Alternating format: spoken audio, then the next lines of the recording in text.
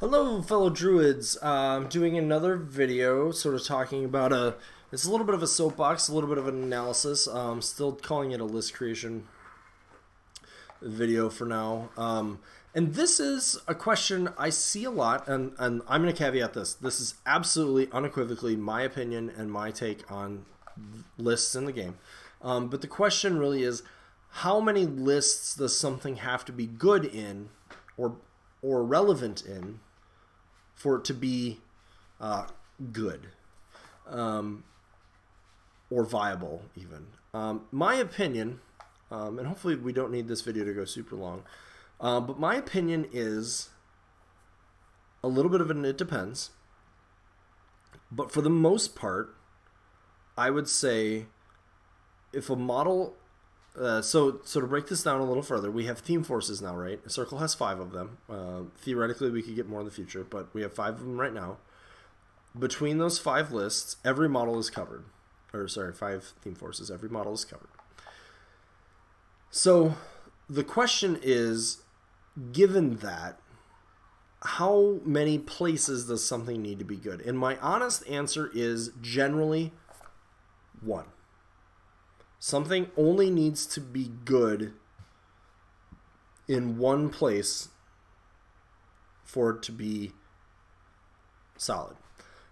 I would probably expand that a little bit and say that something has to have a place in its theme, and that some models do need to be good in more than one list. So as an example, anything that is on a huge base because of the amount of... And this is actually more for privateer even than players, but because of the amount of investment it takes monetarily as well as hobby-wise for those models to paint them, assemble them, carry them, etc., that model needs to probably be viable in more than one list. It possibly needs to be viable in more than one theme, in fact. I would say as we look at themes, if we take a step back, I think everything needs to have a place in its theme. And then you need to think about, like, well, how many casters realistically want to play that theme? Because not all of them are going to play all of them. Bradigus is never playing in Secret Masters, even though he's legal there, right? So, but, like, the Wold White is a great example. The Wold White is a legal model in 3 theme forces, Bones of Orboros, Secret Masters, and Wild Hunt. And in my opinion... it's at the very least, and there's no way to know exactly how many lists are viable because everybody has different lists, everybody has different approaches. Anyway, regardless, the Wold White is, in my opinion, very viable with Bradigus. I'm not convinced right now that it's very viable outside of Bradigus. I think that it being viable with Bradigus means it's still good. And it does have a place within Bones. It's a cheaper model. It's a little bit faster than the rest of the theme. It's a shield guard. These are all, it's a cheaper shield guard. These are all things, and it has some fire, so it has some infantry play, etc. Right? So it has a place in Bones. I don't know that we have another list right now that's looking for what it does. I don't know that we don't, just to be clear. I have not really tested it outside of Bradigus a whole lot. And so that means... That's in my face. That means, in my opinion, it's a good model. It has a place. It has a place in its theme, or in a theme, right? I don't really know that I'm playing a lot, primarily because I think Bradigus is the caster that really wants to play them. And he doesn't really want to play Secret Masters because he's not doing stuff for it. He definitely doesn't want to play Wild Hunt because it's just not playing to his strengths, right?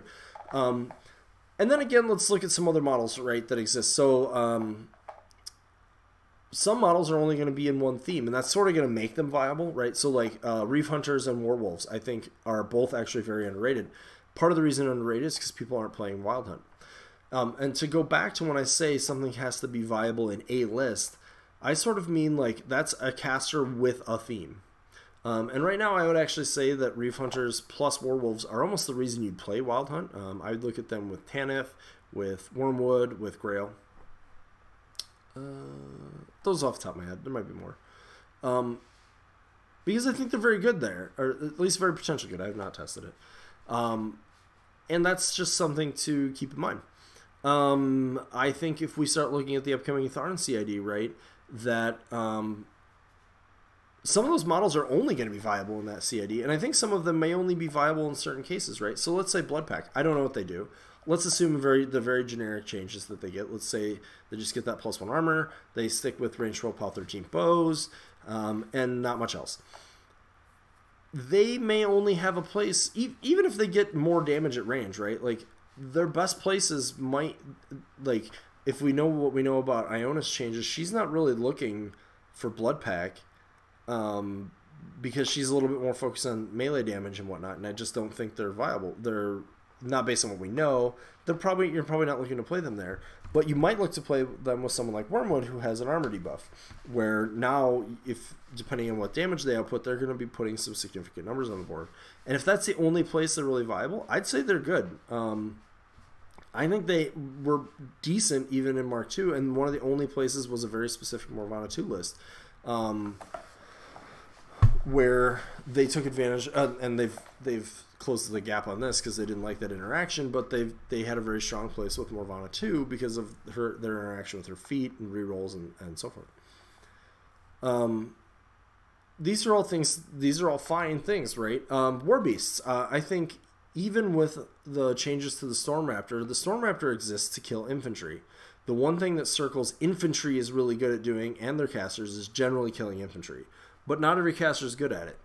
And that's a place where something like a Stormraptor would fit, but he's probably going to be a model that you're going to be bringing in your Call to Wild lists to shore up a weakness largely into infantry, and then, you know, still be viable into other things.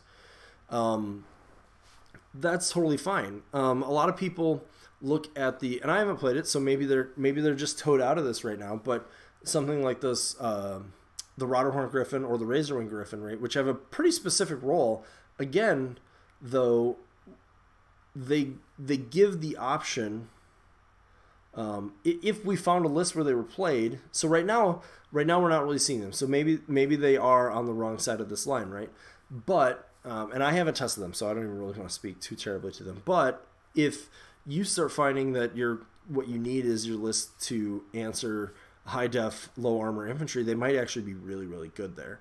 I don't know. I don't want to surmise. Right now, they're an example of something below the line. Or the Druid Stonewarden Woldstalkers right now is not finding a home in Bones list. So that's actually something that when I look, and some people accuse me of sort of being an overly positive person. I prefer to approach the game more positively where things have a space. But if I look at something like the Druid Stonewarden Woldstalkers, I see something that just doesn't really have a list that it belongs in. Most of the time, if you would play one unit of that, you're just farther ahead playing 2 units of Sentry Stones or playing more Battle Group. Like another World Weird, instead of taking one of those units, is almost always going to be a better answer. I would love to see that change. That's actually a place where I think that some attention will need to be given at some point. Also, just as a quick side note, just because something does have one place and is okay there or is played there does not mean that it may not need a tweak. I think the Winter Argus is a good example. I've actually played them with Kaya 3, and I think they're okay. That's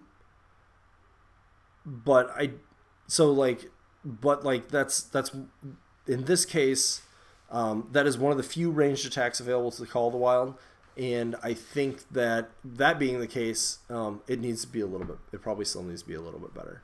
Another thing to keep in mind, and this is another caveat on this rule, I'm going to call it the Denegra problem, where sometimes we have things that polish something so hard that anything would be good there. So unless you're bringing a very specific, unless that's bringing a very specific niche that's very strong, I would say that sometimes will invalidate what I'm saying, right? So if something's only strong when it has synergy, might need to be strong in a couple other places as well. At least potentially strong. See that it has a place. Unless it's so good with that effect that it's back in the...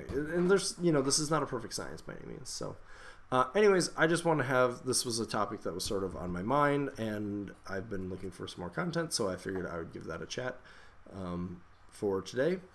But I think we'll probably keep this one a little bit shorter and start to wrap it up. So as always, thank you for tuning in. Feel free if you have more questions on this. I know some people disagree with me on this particular concept, but that's fine. You don't have to agree with everything I say. But I'm certainly willing to have the discussion with you about it if you have an interesting take on this or want to delve deeper. So, but as always, thanks for watching.